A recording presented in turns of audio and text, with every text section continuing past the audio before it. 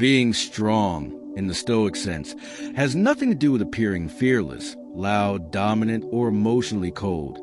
Because true mental toughness is not about intimidation or suppression, but about inner order, clarity, and command. And this is where most people misunderstand strength entirely, mistaking emotional numbness for control and aggression for confidence. When in reality, the strongest individuals are those who can feel deeply without being ruled by their feelings, who can face chaos without becoming chaotic themselves, and who can endure discomfort without turning bitter or reactive. And the Stoics understood this long before modern psychology gave it language, because for them strength was a science of the mind, a disciplined practice rooted in observation, reason, and alignment with reality, not motivation or hype. And Marcus Aurelius, ruling an empire under constant threat, never spoke of strength as domination over others, but as mastery over the self, reminding himself daily that external events are neutral, and it is the mind's judgment that makes them unbearable or manageable. And this single insight is the foundation of mental toughness. Because when you realize that pain is inevitable but suffering is optional, you stop wasting energy fighting what cannot be changed and start directing it toward what can. And this redirection is where strength is born, because weakness is not feeling pain. Weakness is being surprised by it, resenting it, or allowing it to dictate your behavior, while strength is expecting difficulty, preparing for it, and meeting it with composure, which is why the Stoics practice negative visualization, not to become pessimistic, but to become resilient, imagining loss, failure, rejection, and hardship in advance, so that when life delivered them, the mind was already trained, already familiar, already steady. And this practice rewires your relationship with fear, because fear feeds on uncertainty and avoidance. But when you voluntarily confront uncomfortable possibilities in your mind, they lose their power to shock you, and mental toughness grows in proportion to your willingness to face reality without flinching. And this is also why Stoics separated what is within their control from what is not, because nothing destroys mental strength faster than trying to control outcomes, other people, or circumstances that are fundamentally beyond your authority. And when you anchor your self-worth, peace, or identity to externals, you hand your strength to forces that do not care about you. But when you focus exclusively on your judgments, actions, effort, and character, you reclaim that strength completely, because no one can take away your ability to choose how you respond. And response is the ultimate power, far greater than reaction, because reaction is automatic, emotional, and unconscious, while response is deliberate, rational, and grounded. And every time you choose response over reaction, you reinforce the neural pathways of discipline and weaken those of impulse. And over time, this becomes your default state, a mind that pauses instead of panics, that assesses instead of explodes, and that acts instead of collapses.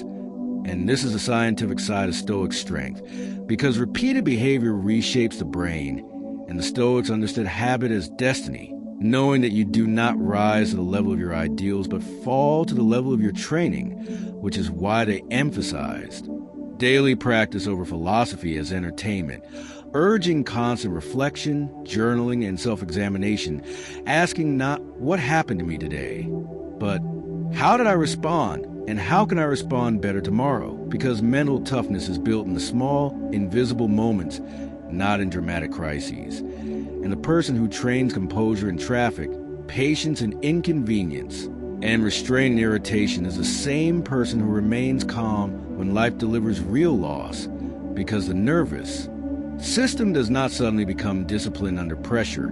It reveals the habits already formed. And this is why the Stoics warn against comfort, not because comfort is evil, but because unchecked comfort erodes resilience, making the mind soft, reactive, and dependent, while voluntary discomfort, cold exposure, fasting, silence, solitude, restraint, teaches the nervous system that discomfort is survivable, temporary, and not an emergency. And this rewiring is crucial, because modern weakness often comes from overstimulation and instant gratification, where the mind never learns to sit with boredom, frustration, or delay, and as a result collapses under stress, while the Stoic trains endurance deliberately, not to suffer needlessly, but to build confidence in their capacity to endure. Because confidence does not come from success alone. It comes from knowing that you can handle failure without losing yourself. And this knowledge is unshakable because it is earned through experience, not hope. And as this strength deepens, you stop needing validation because you no longer outsource your worth to opinions, praise, or approval, understanding that other people's perceptions are as uncontrollable as the weather and just as irrational to take personally. And this detachment does not make you cold, it makes you free. Because when insult, rejection, or disrespect no longer penetrate your identity, they lose their ability to destabilize you.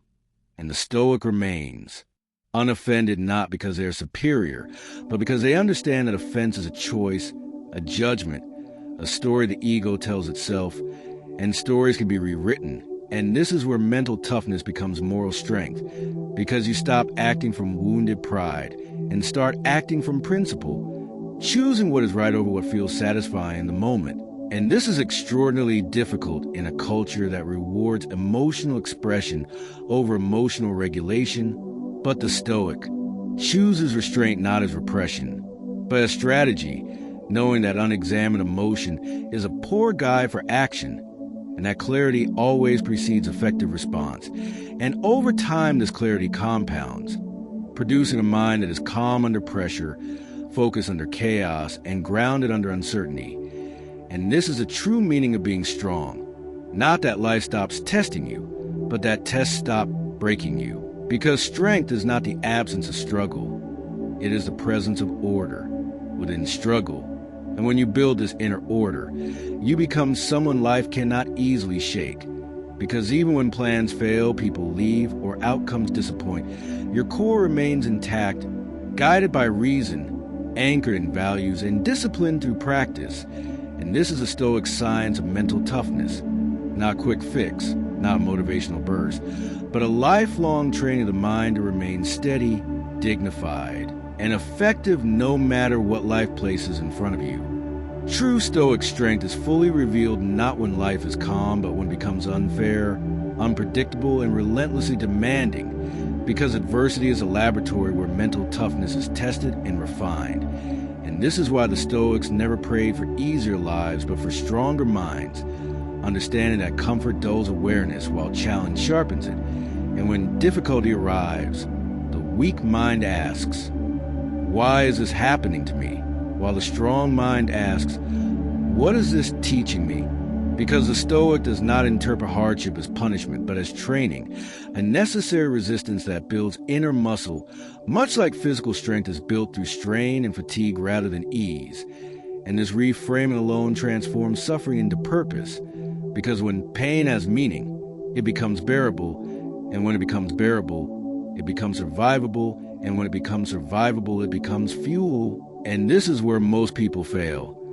Not because they experience more pain than others, but because they attach stories of injustice, entitlement, or self-pity to it, which multiplies suffering internally long after the external event has passed, while the Stoic cuts suffering at the root by removing judgment, refusing to add commentary to reality, seeing events as they are rather than as insults to the ego. And this ability to see clearly under emotional pressure is one of the highest forms of mental toughness, because clarity is rare when emotions run high, and yet it is precisely in these moments that clarity matters most. And this is why the Stoics train themselves to pause before reacting, to create a small gap between stimulus and response, because in that gap lives freedom, dignity, and power. And when you consistently choose to pause, you reclaim control over your behavior, even when emotions surge, even when circumstances provoke you. And this discipline does not weaken emotion, but governs it, allowing you to feel without being possessed. And possession is a real danger, because when anger, fear, desire, or resentment take control, reason is silenced, and a mind without reason is a weapon turned inward, sabotaging decisions, relationships, and long-term goals. And the Stoic understands that every emotional impulse demands to be questioned, not obeyed, asking, is this impression true? Is this response necessary? Will this action serve my character? Because mental toughness is inseparable from moral integrity, and strength without values becomes brutality, while values without strength become fragility. And the Stoic path unites both, forging a character that is firm yet humane, disciplined yet compassionate, resilient yet flexible, because true strength adapts rather than resists blindly, bending when necessary but never breaking. And this adaptability is rooted in acceptance, not passive resignation, but active alignment with reality, recognizing that resistance to what is inevitable drains energy while acceptance conserves it, and conserved energy can be directed toward action, improvement, and service, which is why Stoics focus intensely on duty, seeing purpose as an antidote to despair. Because when life feels meaningless, suffering feels unbearable. But when life is anchored to duty, even suffering finds its place. And this sense of duty extends beyond personal ambition to contribution, understanding that strength is not hoarded but expressed through service, leadership, and example, because the strongest individuals elevate others not through dominance but through steadiness, becoming anchors in chaos rather than amplifiers of it. And this quiet strength is often overlooked in a culture addicted to loud confidence and visible success. Yet it is precisely the steadiness that earns trust, respect, and influence over time. And the Stoic knows that influence is earned not through persuasion but through consistency, showing up day after day with the same values, same discipline, same composure, regardless of mood or circumstance. And this consistency is brutal to maintain, because motivation fluctuates, emotions waver, and life distracts, but discipline remains when motivation fails. And discipline is the backbone of mental toughness, not glamorous, not exciting, but relentlessly effective, because it removes decision fatigue, replacing debate with routine.